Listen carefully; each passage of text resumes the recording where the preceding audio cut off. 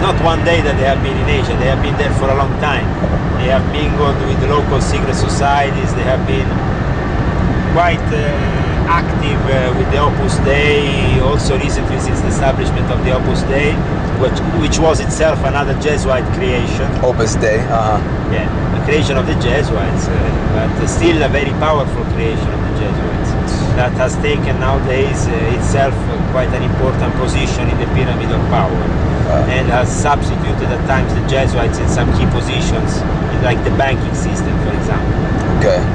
But the Jesuits stay in firm control, like with Padre Lombardi, of the media of the Vatican.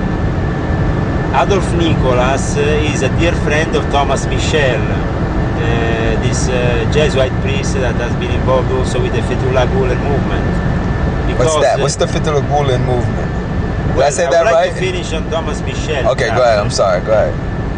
Jesuit general Adolf Nicolas, which itself, as I said, was close to Thomas Michel, which was in charge of Indonesia.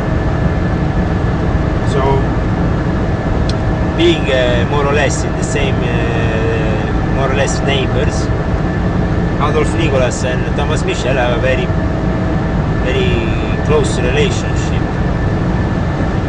At the same time, we know that Adolf Nicolas is somehow different from his predecessor, Hans Kovenbach, because Hans Kovenbach was definitely probably one of the most evil Jesuit generals we saw in the last few hundred years.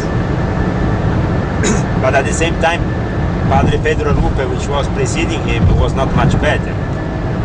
So they're all really one worse than the other. We had hope that maybe Padre Lombardi will become the Jesuit general, because I personally myself had the possibility of having a close contact with Padre Lombardi, so I was hoping there was a possibility of dialogue of some kind but with Adolf Nicolas I don't think that dialogue is possible. Okay. There is no dialogue with the Jesuits at this moment of time like in any other time, I think, because they are always trying to operate for the only interest of Rome at heart, and that's why they colonized with their university the American intellectual establishment with places like Georgetown University, and they continue to dictate what the elite thinks is the right thing, you know. And then you have the Jesuits that are always trying to convince they are on the right way, doing the right thing with the right people, all very innocent people, all God-loving people, and they always have a sweet word for you. They kill you with sweetness. That's the Jesuits. Because the Jesuits always know that whatever you tell to him, you know, he's gonna always be there in charge, and you're gonna be his subject. So you can tell them anything. I said to Jesuits, you know, things like, are you sure you want to carry on this interreligious dialogue? I don't think so, you're really suitable for it. And they were like, you know, we know we have a bad name, but, you know, what can we do? We are men of God, we struggle. You know, they always... So the Jesuit is a character really of a chameleontic aspect in him living, you know, he's a transformer. They're chameleons. They take on any form. They take on any form. You can find a Muslim one day, Christian the other, Jew the other, yeah, because also you have a lot of Jesuits that are also double agents for the Zionists, including Father Malachi Martin. Father Malachi Martin was a Jesuit double agent. Yeah. That wrote keys of his blood.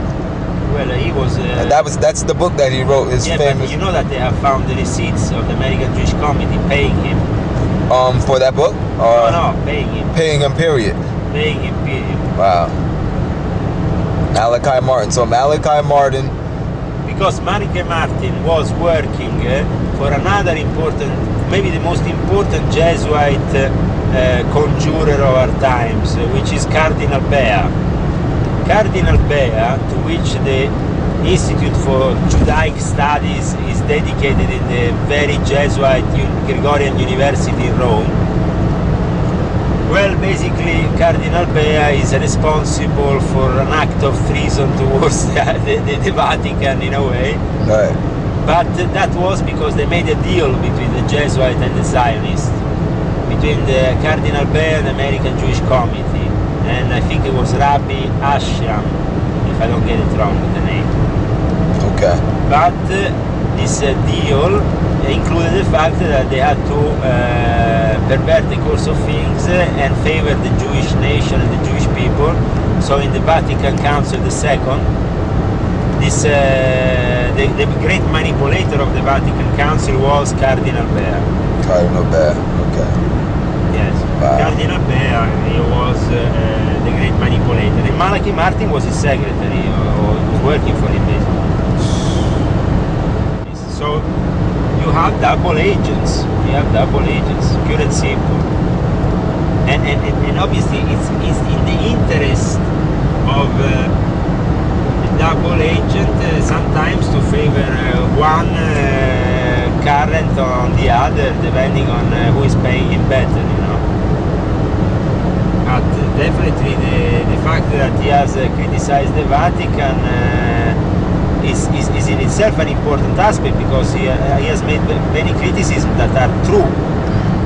Ratzinger is blackmailed by Adolf Nicholas, because Adolf Nicholas, like Hans Kovenbach, knows very well that Ratzinger, Pope Benedict XVI, had a gay lover, so it was very easy to blackmail him. So Ratzinger is a very easily blackmailable puppet.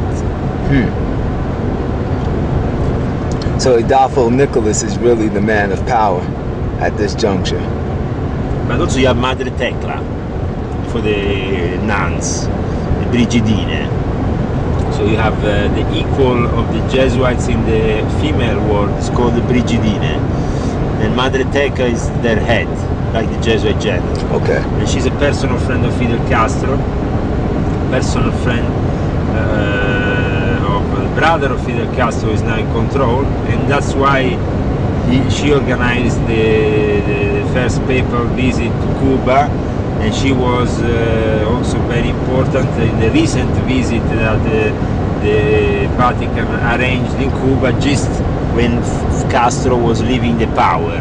You know, why do you think a Vatican representative goes the week Castro is leaving the power?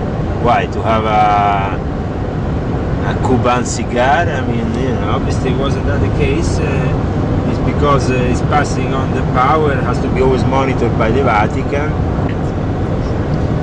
Let me ask you a question. Why did Hans Kovenbach step down? What information do you have on that? Thomas Michel, when I met him last year in May in Oslo, the secretary of the Interreligious Dialogue of the Jesuits, which is the second person really most powerful in the Jesuits, he told me that for the first time somebody was stepping down, because usually they die in the position of Jesuit general, they don't step down. He said that Hans Kovenbach was very old, and he was getting increasingly tired, and I think wants to retire in Lebanon to work on the Middle East more closely, and probably usher some more mayhem down there. I don't know. No, it's like Hans Kovenbach definitely is not dead. He's still alive and still probably very much in charge of a few things, including the media of the Vatican, which is in the hands of Padre Lombardi, which was supposed to become himself the Jesuit general this time, but didn't. And the most powerful people in the Jesuits at the moment are Adolf Nicholas, then you have Padre Lombardi, then you have Thomas Michel, and you have Hans Kovenbach in the background still dead. Okay. These are the key people in the Jesuits today.